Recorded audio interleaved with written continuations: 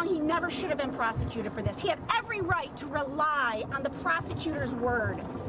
And they pulled the rug out from underneath him because of politics, because of the court of public opinion.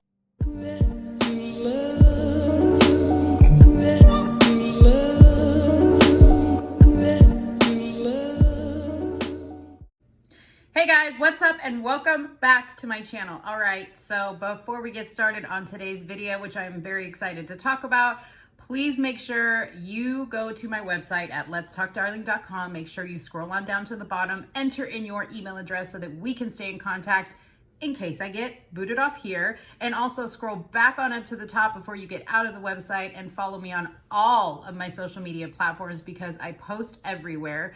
Also, please do not forget to join the Let's Talk fam. If you are on my YouTube channel after you're done watching this video, you can go right next to the subscribe button to the right. You're gonna see a join button, and that join button is going to join you into the Let's Talk fam. It's super, super simple. You're gonna get access to things that I'm not gonna give other people. I'm not gonna give them certain videos. I'm gonna give my members only certain videos.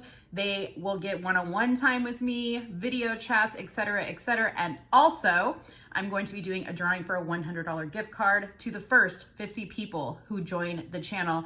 In addition, last thing, the people at UncleTom.com are kind enough to send me some DVDs from Uncle Tom 1 that I am going to be giving away to you guys as well. So in addition to those giveaways, we're gonna be doing lots of other giveaways. So please, please, please make sure you join the Let's Talk fam. All right, so we got to talk about this. You know, we have to talk about this. Bill Cosby was released from prison yesterday. Now, I think that this is something that not even the media was expecting because from what I could tell from some of the channels that I was watching, they seemed rather caught off guard about this. I don't think anybody really knew that this was getting looked at today. I don't think they had any indication. So this really just threw everybody off. But first, I'm going to go through here and I'm going to read an article to catch all you guys up on the situation. And then we're going to talk about my thoughts and feelings, which I caught a ton of flack for, okay, having these opinions about this particular situation. And I want to know what you guys think. Now, Bill Cosby was serving a 10-year prison sentence for the conviction in a case against Andrea Constand, which was a woman that he was friends with, I think, back in the 70s, and she accused him of drugging her and raping her without her consent.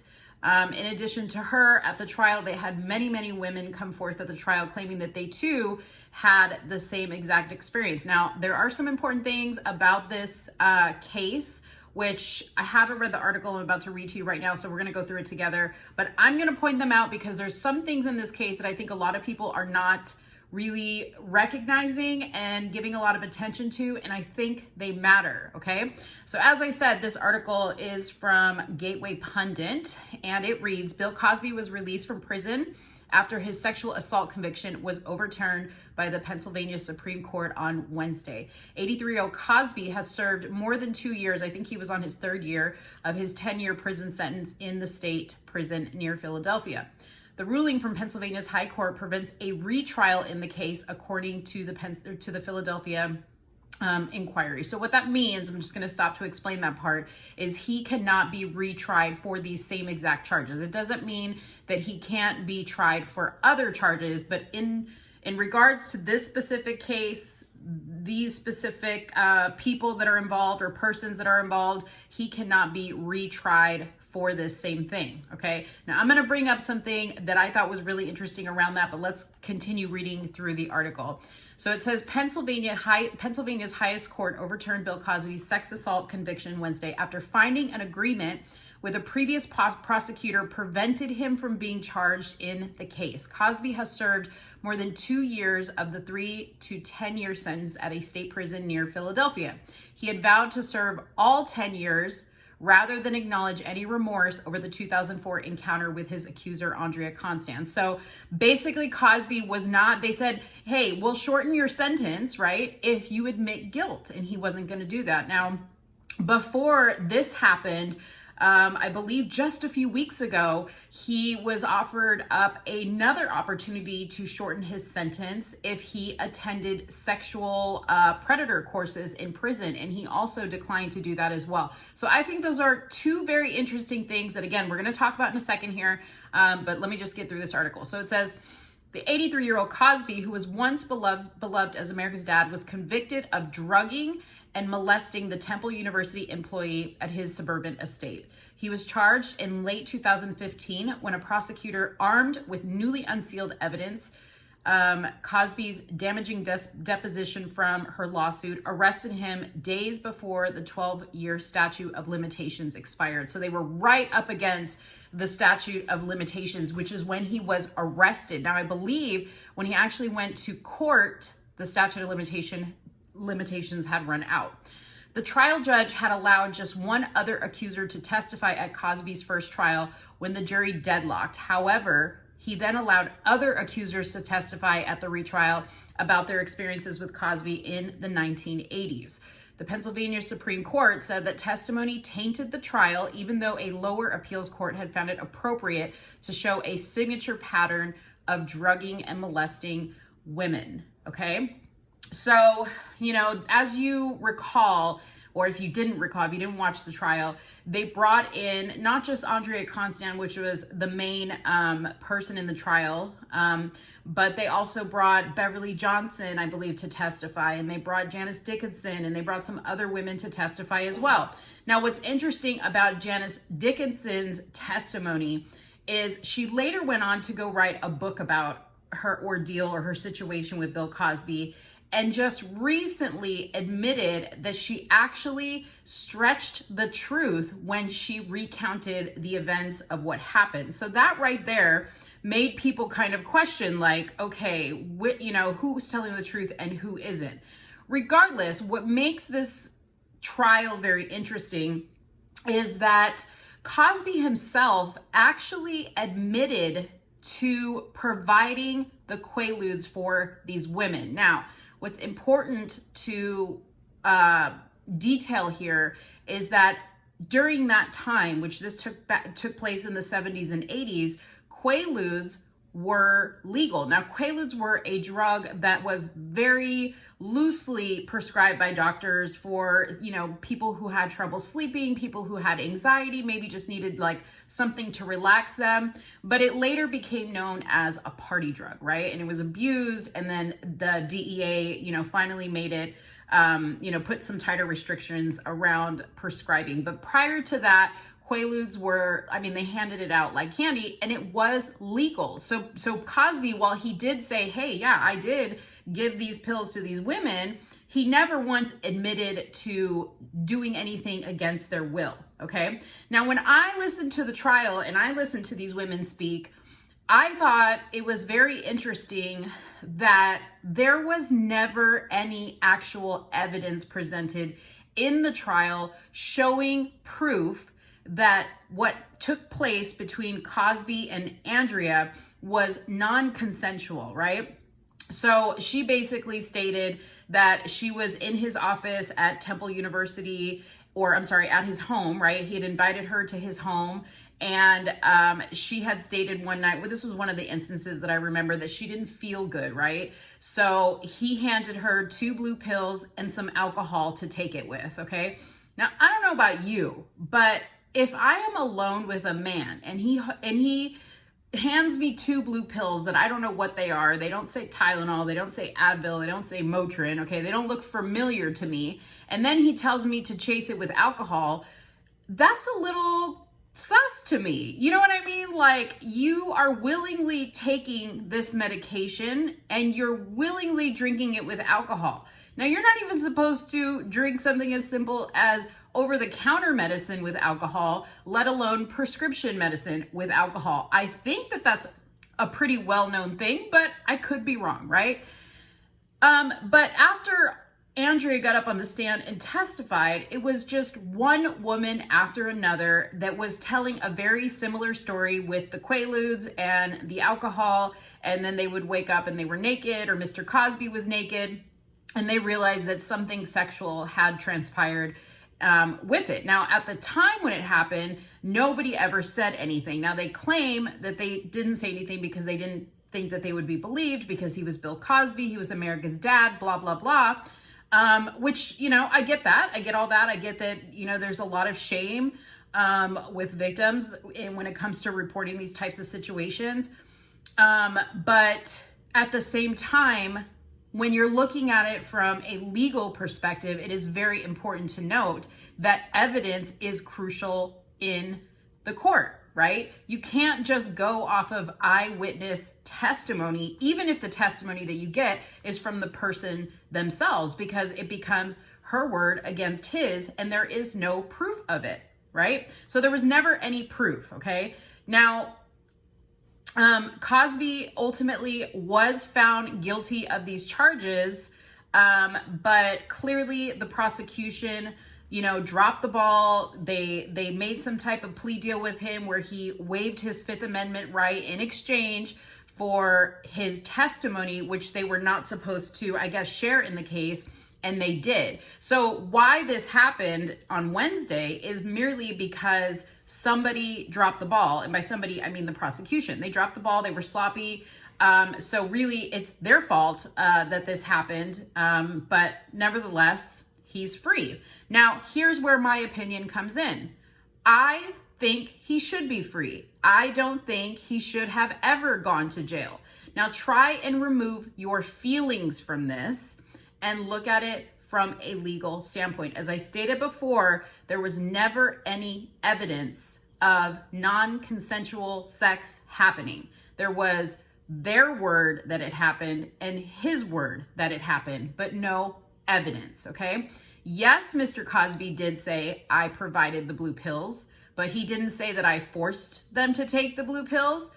It didn't say that I forced them to take alcohol. He said that it was a consensual sexual,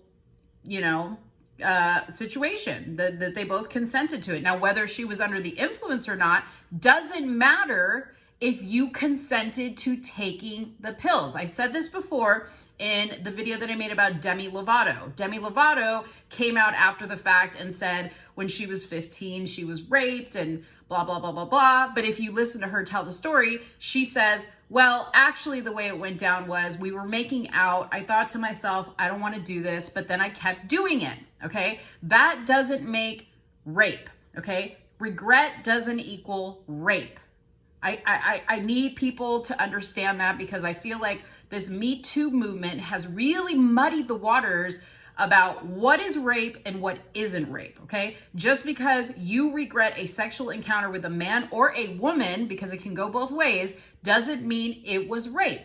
Just because you were under the influence when you had sex and maybe later realized, well, I was under the influence when I consented to have sex, but now I regret it, doesn't equal rape. It means that you made a poor decision. You didn't keep your wits about you so that you could make a good decision. And the situation transpired the way it did. And it, whatever happened from there happened, right? I think this is about personal responsibility. I also think that there's something bigger going on here. Felicia Rashad just recently came up again under fire over some statement that she made in an interview when they asked her about the initial conviction of Bill Cosby, and they took her words out of context, but they said to her, what do you think about the situation? And she said, you know what? The women don't matter. This is about something bigger. Now, again, they took those words out of context because when she later came back and clarified, she said, I didn't mean what the women were feeling or saying didn't matter, but this wasn't about them. What was going on in the courtroom wasn't about seeking justice for them. It was about destroying a legacy. The legacy around Bill Cosby, America's dad, Mr. Huxtable, right? I find that there is a pattern. We have seen it with Bill Cosby. We have seen it with Kanye West recently.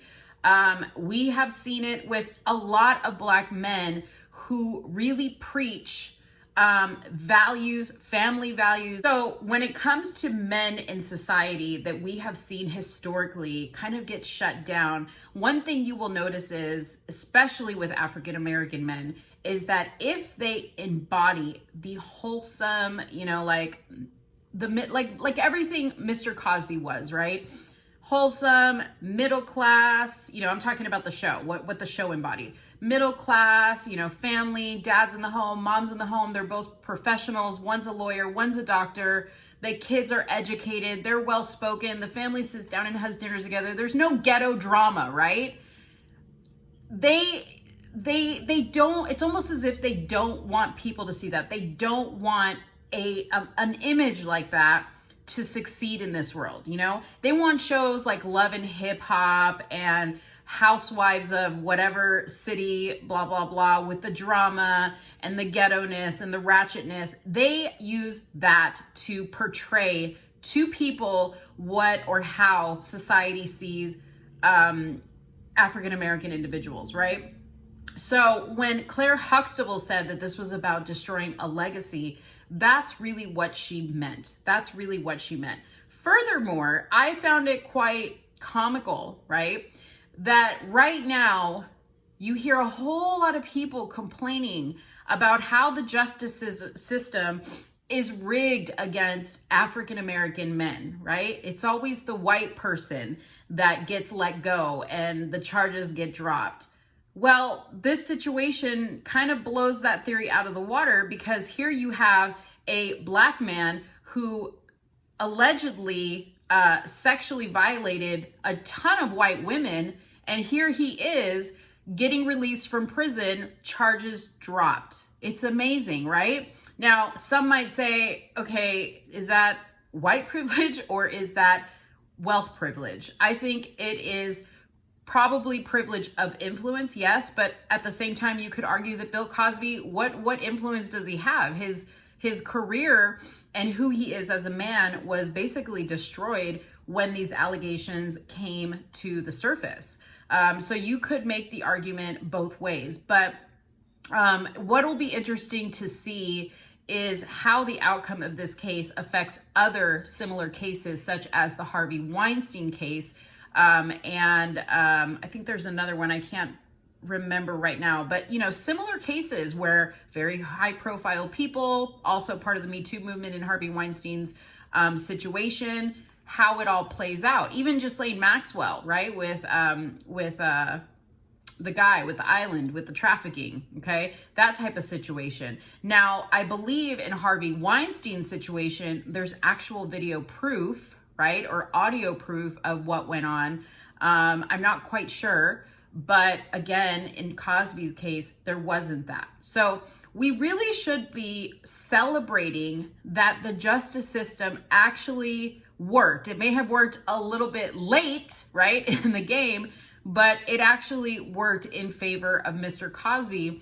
I think that is, personally, I think that's a good thing. From the beginning, when Bill Cosby refused to admit guilt, and even recently when he refused to attend these sexual predator classes that they wanted him to attend to lessen his sentence, I thought it spoke volumes, right? For a man of his age to be in prison and choose to stay in prison and serve out his entire sentence and not say, well, I could admit guilt and just live out the rest of my life at home with my wife and my kids and no harm, no foul, right? But he was obviously very, very strong in his convictions that he was innocent, that he felt he did no wrong. He did at one point when he said, back when I was, giving women these pills and living this lifestyle, I was a sick individual. He admitted to that, right? He said, I shouldn't have done that. And I think that shouldn't be something that gets 10 years in prison. Maybe he should have gotten a year or a slap on the hand, whatever, but I don't think the punishment fit the crime. Same as Derek Chauvin. That's another case. That's the other case that I was trying to think about that will be interesting because you know, both Chauvin and Cosby were tried in the court of public opinion. And that seems to be something that we are doing now, is we are trying people in the court of public opinion. It is no longer about what the law states and what the evidence shows. It's about how people feel and what we're trying to avoid, right? We don't want to have riots. We don't want to have outrage. We don't want to have people get canceled for making the right decision based on facts. And sometimes those facts really suck, but they're the facts. And when it comes to legal situations like this, we should be judging solely on the facts. Anyways, I want to know what you guys think in the comments box below. Drop everything you have to say about this situation. I want to hear everybody's opinion. We'll be discussing it further as we see what else happens. Now, the big question is, can he be prosecuted on any other situations? Oh, I was going to close out this video, but I wanted to make one more point that I need people to pay attention to, okay? Because we always talk about the media and how deceiving they can be, okay? The media is constantly talking about how justice for the Black person, right? Justice, justice, justice, justice for Floyd. Forget about his past. We shouldn't judge him on his past, right? He's reformed. He wasn't doing anything. But now, if you watch the news on this Bill Cosby situation, every single news reporter on every single outlet that I've watched has asked whatever expert they're interviewing, so do you think that we can get him on any other charges? It's incredible to me that nobody is having a fit about that. That as soon as he got released from prison, these people can't wait to put him right back in. If that doesn't tell you what you need to know, I don't know what does. It is very interesting that they are doing that, and they're sitting there asking expert after expert, what other charges can we get him in? Would it be possible that he could get convicted on something else? The answer to that is yes, he could, but it would have to be something that occurred very recently, okay? It wouldn't be, again, we're dealing with statute of limitations here, so it would have to be something that occurred very recently. It couldn't be involving the same situation, okay? And don't forget, they brought all these other witnesses, all these other women to testify against him in this case. So I honestly think it's a very small margin of chances that he would be retried for the same, you know, for a similar thing, or in another state, I don't know. But I think it's very telling that the media just cannot wait to hang him once again. They cannot wait to see this man destroyed, and it is very, very, very sad. Anyways, this is the official end of the video. Please let me know what you think in the comments box below. Do not forget to share this video. Do not forget to like this video, and don't forget to subscribe to my channel. Thank you guys so much, and have a good one. Bye-bye.